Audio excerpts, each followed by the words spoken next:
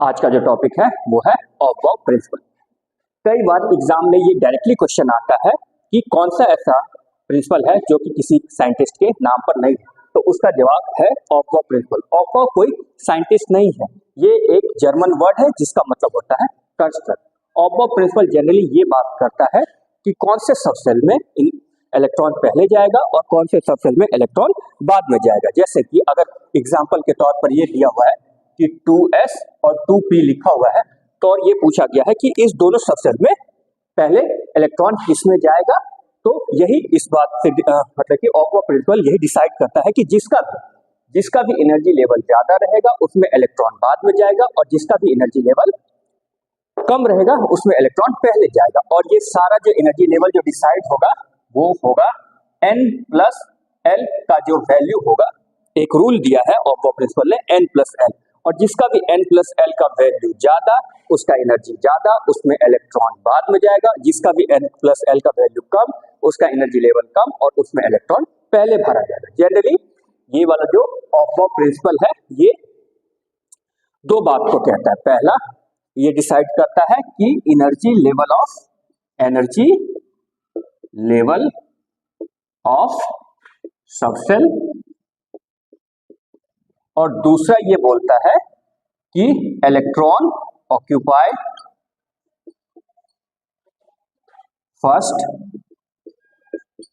Electron first occupy lower energy subshell, है ना।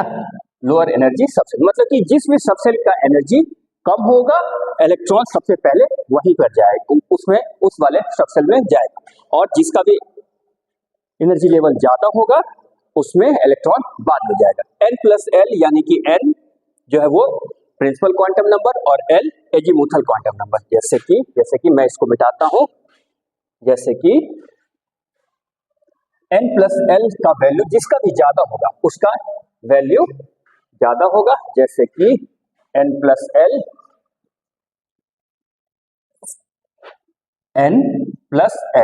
n का मतलब हो गया प्रिंसिपल क्वांटम नंबर,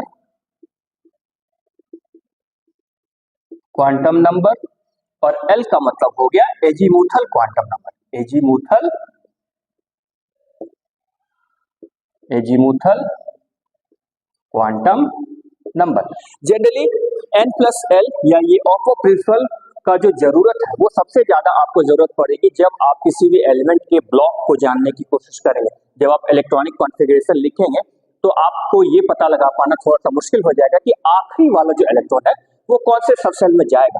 तो वहां पर आपको ये n+l की वैल्यू निकालनी होगी, और जिसका भी n+l का वैल्यू ज्यादा होगा यानी कि उसमें इलेक्ट्रॉन बाद में जाएगा, और जिसका कम होगा उसमें इलेक्ट्रॉन पहले जाएगा। तो अगर 2s या 2p सबसेल की बात करें और ये जानने की कोशिश करें कि इसमें कौन से में इलेक्ट्रॉन पहले जाएगा और कौन से सबसेल में इलेक्ट्रॉन बाद में जाएगा, तो हम n+l के मदद से निकाल सकते हैं। n यानी कि प्रिंसिपल क्वांटम नंबर, यानी कि ये आगे वाला 2 और ये 2, और एजीमुथल क्वांटम नंबर यानी कि l। तो l की वैल्यू मैं लिखता हूं, l की जो वैल्यू होती है वो l की वैल्यू s, p, d और f। l की वैल्यू s के लिए 0, p के लिए 1, d के लिए 2 और f के लिए 3, है ना। l यानी कि एजीमुथल क्वांटम नंबर की जो वैल्यू है s के लिए 0, p के लिए 1, d के लिए 2 और f के लिए 3। तो अब अगर इस वैल्यू को यहां पर रखेंगे n+l निकालेंगे तो 2 और s की वैल्यू क्या है 0, तो 2 + 0 यानी कि ये हो गया 2, और यहाँ पर 2 और p की वैल्यू l की वैल्यू p के लिए 1, तो 2 + 1 = 3। तो ये एनर्जी लेवल इसका ज्यादा है और इसका कम है, तो पहले इलेक्ट्रॉन 2s में जाएगा और बाद में इलेक्ट्रॉन 2p में जाएगा, है ना। तो आप इन सब चीजों को लेकर के एक बात ये कह सकते हैं कि energy is directly proportional to n+l। यहां से ये एक फॉर्मूला ड्राइव होता है कि एनर्जी, जो भी एनर्जी है वो डायरेक्टली प्रोपोर्शनल है n प्लस एल की वैल्यू पर। जिसका भी n प्लस एल का वैल्यू ज्यादा उसका एनर्जी लेवल ज्यादा और उस वाले सब सेल में इलेक्ट्रॉन बाद में जाएगा। आइए कुछ कुछ एग्जांपल लेकर के देखते हैं ताकि और ज्यादा क्लियर हो जाए। चलिए मैं कुछ कुछ एग्जांपल लेता हूं और देखते हैं। चलिए अब जैसे कि 1s 2s 2p 3s 3p 3d 4s 4p 4d और 5s। अब ये सारे सबसेल दिए हुए हैं और पूछा गया है कि इस वाले कौन से सबसेल में सबसे पहले इलेक्ट्रॉन जाएगा और कौन से सबसेल में, मतलब कि अगर इस तरह का सबसेल दिया हुआ है और ये पूछा गया है कि इन सारे सबसेल को उनके एनर्जी लेवल के बढ़ते हुए क्रम में लगाएं, यानी कि जिसकी भी एनर्जी की लेवल कम उसको सबसे पहले लिखें। तो इन सब को ये जानने के लिए इन सब का n प्लस एल का वैल्यू निकालना पड़ेगा, है ना। इन सब का n प्लस एल का वैल्यू जैसे निकाल लेंगे तो हमें पता लग जाएगा कि कौन से सबसेल का एनर्जी लेवल कम है या कौन से सबसेल का एनर्जी लेवल ज्यादा है। तो n प्लस एल निकाल लेते हैं।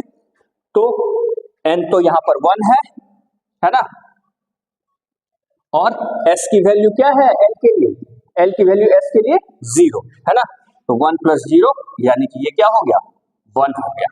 अब यहाँ पर 2 की बात करेंगे तो 2 और प्लस s की वैल्यू l के लिए 0, तो 2 प्लस 0 ये भी हो गया 2।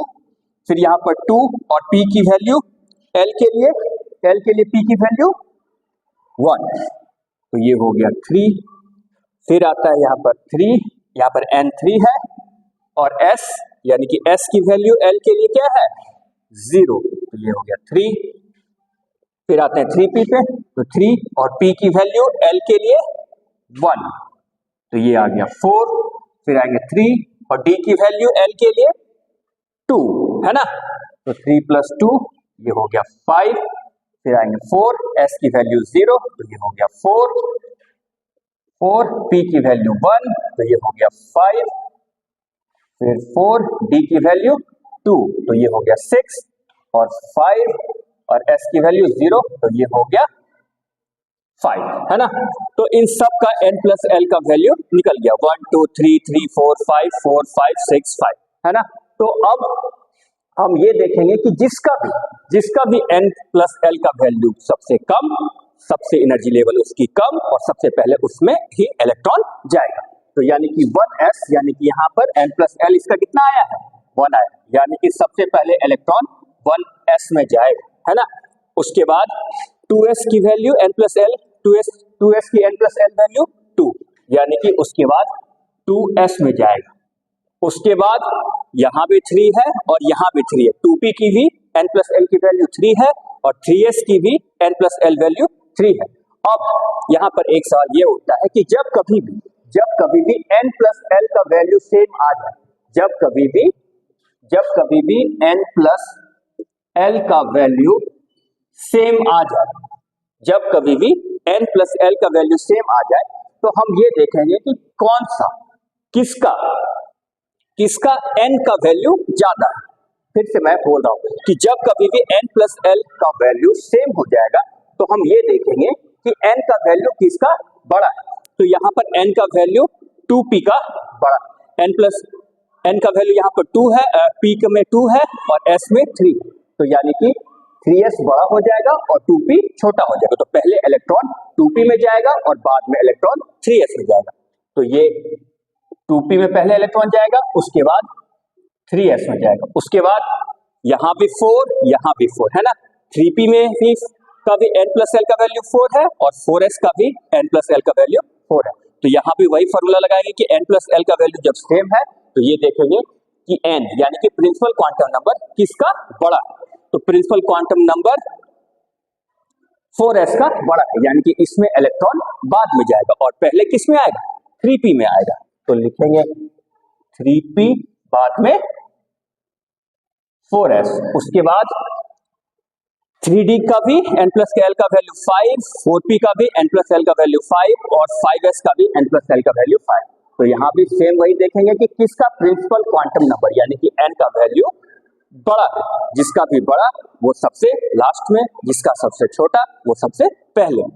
तो आते हैं, यहाँ पर 3D है, यहाँ पर 4p है और यहाँ पर 5s। तो यानी कि सबसे पहले 3D में जाएगा, उसके बाद 4p में जाएगा और सबसे लास्ट में 5s में जाएगा। तो इस प्रकार से आप ये कह सकते हैं कि सबसे पहले 1s में जाएगा इलेक्ट्रॉन, फिर 2s सब सेल में, फिर 2p, 3s, 3p, 4s, 3d, 4p, 5s and so on, ऐसे करके बढ़ते रहेगा। आप जब कभी भी इलेक्ट्रॉनिक कॉन्फ़िगरेशन के आधार पर आप किसी भी एलिमेंट का ब्लॉक निकालने की कोशिश करेंगे तो वहां पर आपको ये ऑफ प्रिंसिपल जरूर आना चाहिए। वहां पर आपको n+l का वैल्यू निकालना जरूर आना चाहिए। उसके अकॉर्डिंग ही आप ये बता पाएंगे कि इलेक्ट्रॉन कौन से ब्लॉक में, कौन से सब सेल में सबसे आखिर में जा रहा है ना।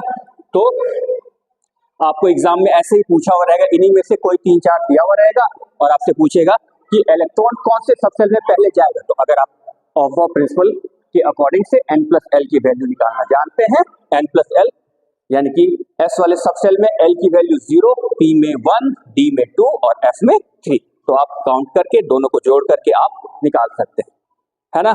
अब सवाल ये उठता है कि ये वाला कैसे करके आया, 1s, 2s, 2p, 3s, 3p, 4s, 3d, फिर 4p और 5s। तो मैं आपको एक ट्रिक बता देता हूं, ये मैंने अपने पहले भी वीडियो में बताया है जहां पर मैंने इलेक्ट्रॉनिक कॉन्फ़िगरेशन निकालना सिखाया था आप लोगों को, है ना। तो आप चाहे तो वहां भी देख सकते हैं। वैसे मैं यहाँ पर इन शॉर्ट करके बता देता हूं कि ये वैल्यू कैसे आता है, मतलब कि ये वाला नंबर कैसे आता है।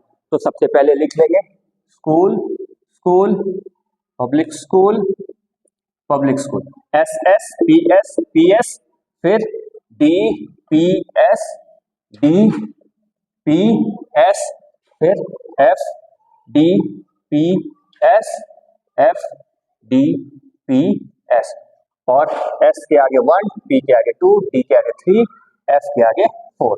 फिर ये 1 हो गया तो ये यहाँ 2, फिर यहाँ 3, 4 के बाद ये 5, फिर ये 6, फिर ये 7 और ये 8, है ना।